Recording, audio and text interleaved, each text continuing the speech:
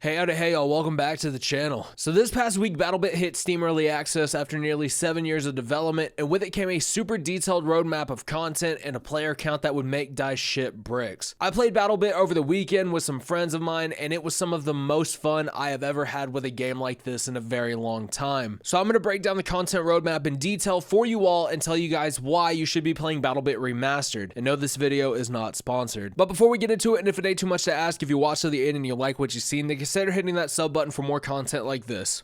Okay, let's get into it. For those of you unaware, BattleBit Remastered has been in development for the better part of 7 years, and this game was made by a dev team of 3 people. That's it. Just 3 people. These 3 legends have busted their ass building a community, conducting playtests, watching literally hundreds of hours of content just so they can perfect this low poly experience. This is a game that currently has DICE sweating like a whore in church because their player numbers, unlike 2042's, have stayed consistently around the 28,000 to 33,000 player range since it came out last week. So if anyone from BattleBit watches this video, thank you guys for making what is essentially the digital version of a breath of fresh air. I know some of you guys out there would absolutely love to hear what I have to say about my first time playing BattleBit Remastered, so let's go ahead and talk about it. And if you don't want to hear what I have to say, go ahead and skip to this timestamp to get to the roadmap. When I initially loaded up the game and I played my first match, I got my ass handed to me, and you'll probably see in the footage that I am not the best BattleBit player in the world. But besides the fact that I got my ass kicked 99% of the time I was playing,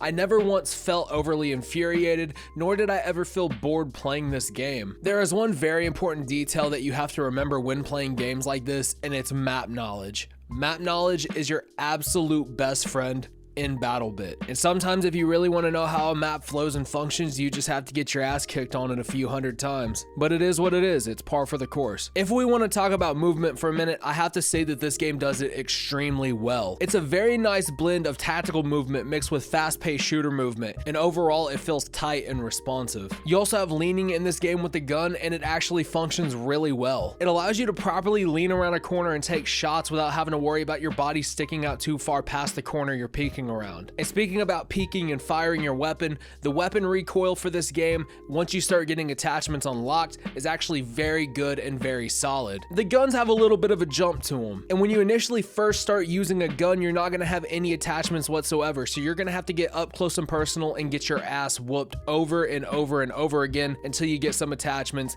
and the gun is better. Believe me, I use this AK a lot that you see in the video, and for the first 30 or 40 kills that I got on this AK, I was getting my ass whooped in every single firefight that I was engaging in. The recoil on the gun got better, I got better, and I was able to hit more targets. And also, if you're unaware, something that's also kind of funny, once you die, your microphone turns on and you are able to just yell and scream obscenities at pretty much everyone around you. You can also hear the enemy do it once they're killed. It's just hilarious. And not only that, this game has some of the most content I've ever seen come out day one into a game. BattleBit Remastered went into Steam's early access with a fully loaded 19 maps to play on, with both day and night cycles for each map. 64, 128, and 254 player lobbies, all with amazing server stability. 7 ground vehicles, 2 water vehicles, and 1 aircraft. 6 classes, 8 game modes, 200 ranks, 39 weapons, 78 attachments, and much more. Everything I just said, like previously mentioned, is all day one content. So you guys can pick up the game for $15 and enjoy all of this content. So let's move on to the future content that is coming into the game in the next couple months. First things first, we have some quality of life updates, pretty standard stuff. We will also see more ground vehicles and the utilization of more ground vehicle gameplay. New and improved gadgets are coming alongside this update as well. New features to enhance the core experience, which kind of ties into the quality of life updates. And the feature I'm probably the most excited for, a fully built and fully immersive milsim mode. Included in this future update bundle, we will see 5 or more weapons added into the game alongside 4 or more maps. Again guys, $15 and you get all of this content included, no additional charge at all. This game is single-handedly one of the best games I have in my Steam library, and no, it's not because it's $15 and it's a populated game, but it's taking an idea that's been done by companies with multi-million-dollar budgets,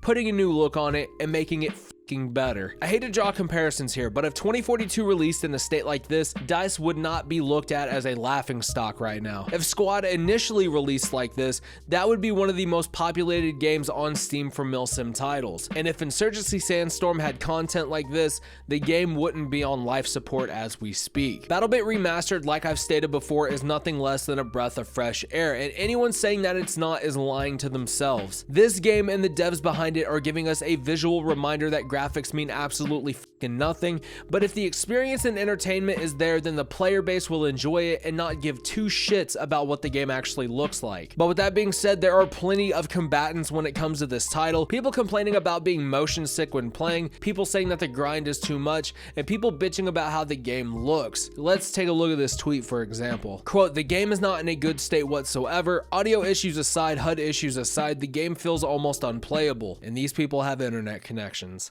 My God. Big Fry and many others within my circle of creators have all said the same thing I'm about to tell you all now. This game is 100% challenging the AAA market with how polished the game is. They are proving to every piece of shit washed up studio, no matter if it's indie, AA, AAA, that you can release a great game at a fair price with great server stability and minimal graphic detail and still have an amazing title. Offer a supporter pack like this studio does. Offer strictly cosmetic bundles if you wish. I don't give a good goddamn. But you would be a fool not to believe that this game makes you think about how deceptive and how bad the gaming space has gotten recently. We have multi-million-dollar companies posting white text on a black background saying that the game came out in a horrible state and that they are aware of it after taking your $70 and running to the bank with it. But nobody seems to really care when that shit happens, right? Yeah, we make fun of them on Twitter for a couple days, maybe post a video and then move on from it. But no, let's criticize the three-man development team who busted their ass for 7 years on an extremely tight budget,